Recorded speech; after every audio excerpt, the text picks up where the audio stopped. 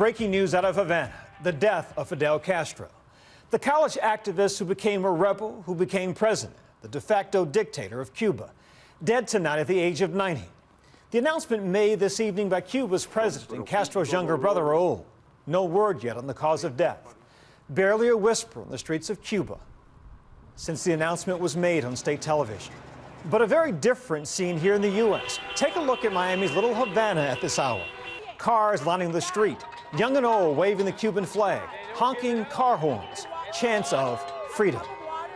To his supporters, Castro was a hero of the Cold War, a socialist with swagger.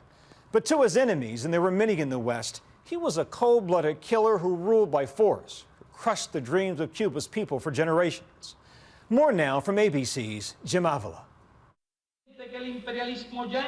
For a half-century, Fidel Castro ruled Cuba while the world changed around him.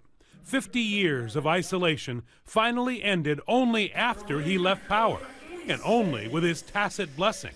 Castro remained skeptical and suspicious of the U.S. right up to his death, defiantly commenting after President Obama's historic visit that Cuba will never forget the Bay of Pigs invasion and does not need America.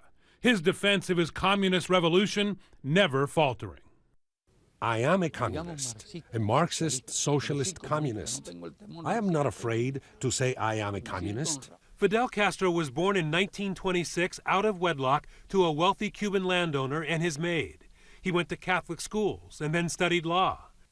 His two passions were baseball, he was very good at it, and politics. He became an activist for the poor and working class. In 1956, after being expelled by Cuba's American-supported dictator Fulgencio Batista, Castro returned secretly with his brother Raul, Argentinian Marxist rebel leader Che Guevara, and others. They hid out in the Sierra Maestra Mountains, from which they waged a guerrilla war. The road to Havana paved with glory for rebel chieftain Fidel Castro. Castro finally expelled Batista and took over. Fidel had promised democracy, but squashed all dissent with jail or expulsions, even executions. He nationalized all U.S. businesses. In 1961, President John F. Kennedy, just elected, approved the CIA-trained invasion force of 1,300 Cuban exiles who went ashore at the Bay of Pigs. Castro demolished them, a huge propaganda victory.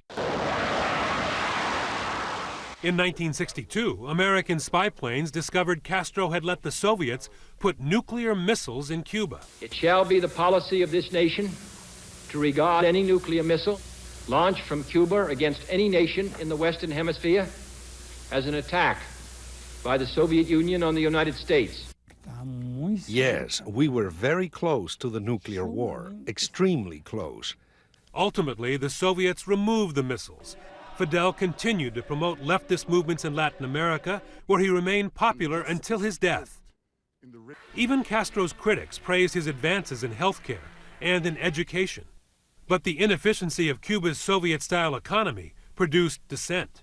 In 1980, more than 125,000 Cubans, some expelled, many allowed to just leave, braved rough seas and dehydration to come to the United States in the Mariel boat lift.